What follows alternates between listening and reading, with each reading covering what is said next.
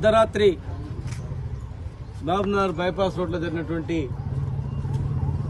సంఘటన యాక్సిడెంట్ చాలా దురదృష్టకరం, చాలా బాధాకరం.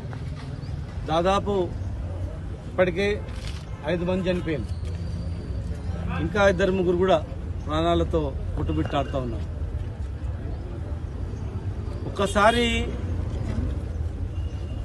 ప్రజలందరూ కూడా ఆలోచన చేయాలి, నిర్లక్ష్యం ఎక్కడ జరిగిందనేది. ఇంతమంది బైక్ రైడర్స్ ఇంత స్పీడ్గా టౌన్లో తిరుగుతున్నప్పుడు పోలీసు యంత్రాంగం ఉందా లేదా, ట్రాఫిక్ పోలీసు ఉందా లేదా, పోలీసులు ఉన్నారా లేదా, దృష్టి ఉందా దాని మీద? అసలు తెలంగాణ పోలీసు అంటే రాష్ట్రంలో పెద్ద నెంబర్ 1 పేరు ప్రతిష్టలు ఉండేది. 2.5 సంవత్సరాల్లో భ్రష్టు పట్టిపోయింది అంతా. అవినీతి అధికారులు కొంతమంది చేరి మంచి పని చేసేటప్పుడు కూడా చెడ్డ పేరు వస్తుంది. ఈరోజు వాళ్ళు ఏం చేస్తున్నట్లు మరి? ఇసుక లారీల మీద ఉన్న శ్రద్ధ, భూముల సెటిల్మెంట్ల మీద ఉన్న శ్రద్ధ, వాళ్ళ మీద వీళ్ళ మీద పడి పీక తినడం తప్ప ప్రజల ప్రాణాలు పోతాయి, ఏం జరుగుతుందనేది కనీసం దృష్టి ఉందా? బైపాస్లో కానీ మెయిన్ రోడ్లో కానీ జడ్చర్ల నుంచి మహబూబ్నగర్ వరకు 78 మంది చనిపోయారు. గతంలో చిన్న రోడ్డు ఉండే, కోవిడ్లో పెద్ద రోడ్డు చేసినాం. రోడ్లు వెడల్పు, డివైడర్లు, లైటింగ్ ఇంత అద్భుతంగా నిర్మించి ట్రాఫిక్ సిగ్నల్స్ కూడా మీరు చూడండి, ట్రాఫిక్ సిగ్నల్స్ కూడా శాంక్షన్ అయ్యి టెండర్ కూడా అయినాయి. ట్రాఫిక్ సిగ్నల్స్ టెండర్ అయిపోయింది, అక్కడక్కడ పోల్లు పెట్టిండ్రు అంతే. ఎలక్షన్ కన్నా ముందు స్టార్ట్ చేసినాం. ఆ రోజు ఎంత ఉన్నాయి అట్లే ఉన్నాయి. అవే ట్రాఫిక్ సిగ్నల్స్ ఉండి, బ్లింక్లర్స్ ఉండి, పకడ్బందీగా పోలీస్ వ్యవస్థ పనిచేస్తుంటే, సీసీ కెమెరాలు పెట్టి పనిచేసింటే ఇమ్మీడియట్ ట్రాక్ చేసేవాళ్ళు, నియంత్రించేవాళ్ళు కదా. ఇన్ని వెహికల్ కనపడలేదా? ఒక్కరు కూడా కనపడలేదా? డిపార్ట్మెంట్లో ఒక్కరు కనిపించినా, ఒక దొంగ పోతున్నా అంటే ఒక కానిస్టేబుల్ కనిపించినా ఇమ్మీడియట్ గా పట్టుకుంటూ తప్పితే వేరే పోలీస్ స్టేషన్ చెప్తారు. 180 కిలోమీటర్ల స్పీడ్తో పోతున్నప్పుడు ఎవరికి రాలేదా?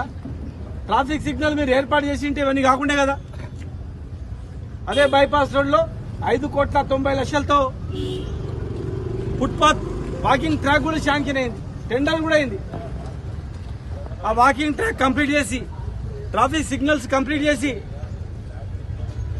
కెమెరాలు, సీసీ కెమెరాలు నియంత్రణ పెట్టుకొని ఎప్పటికప్పుడు చూస్తుంటే 5 మంది వాళ్ళు చనిపోయేవాళ్ళు కదా.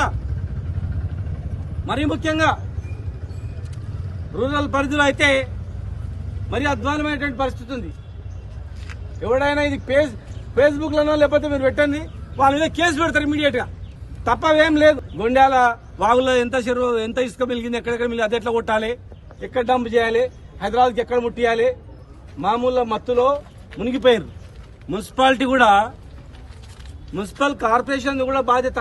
కమిషనర్ ఏం చేస్తున్నట్లా?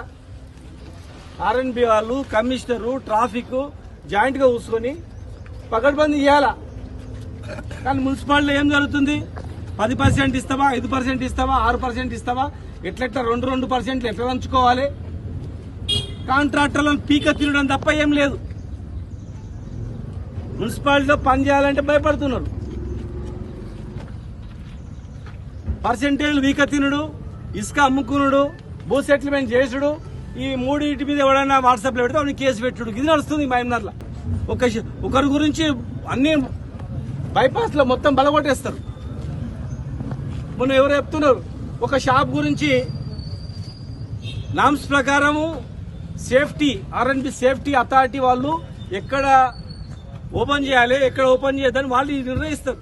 కానీ దుకాణాలకు ఎక్కడ దుకాణం ఉంటే అక్కడ ఓపెన్ చేయరు. ఏదైనా జరిగితే వాళ్ళదే బాధ్యత వహించాల్సి వస్తుంది. ఎవరి ప్రాణం పోయినా దానికి బాధ్యులు వాళ్ళే అవుతారు.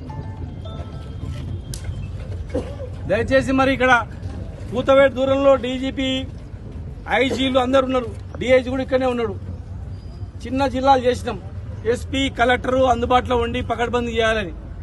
ఇంత చిన్న జిల్లా చేసి ఇక్కడనే ఎస్పీ, ఇక్కడనే డిఐజీ ఆఫీసు కూడా నిలబెట్టించినాం. డిఐజీ ఆఫీసు, ఎస్పీ ఆఫీసు పెట్టించి చేస్తే కూడా ఇవాళ 5 ప్రాణాలు పోయినాయి. ట్రాఫిక్ సిగ్నల్స్ ఎవడు పర్యవేక్షణ లేదు, సీసీ కెమెరాల పర్యవేక్షణ లేదు. పొద్దుగా లేస్తే రాత్రి వరకు ఇక్కడ సగం మంది ఆఫీసర్లు సగం మంచిగా ఉన్నారు, 70% మంది మంచిగా ఉన్నారు, కానీ వాళ్ళది ఏం నడవదు. 20% మందిది ఇసుక లారీలు, ఇసుక ట్రాక్టర్లు, ఫిల్టర్ ఇసుక, మైనింగ్, భూముల సెటిల్మెంట్లు, ఇది తప్ప ఏం లేదు.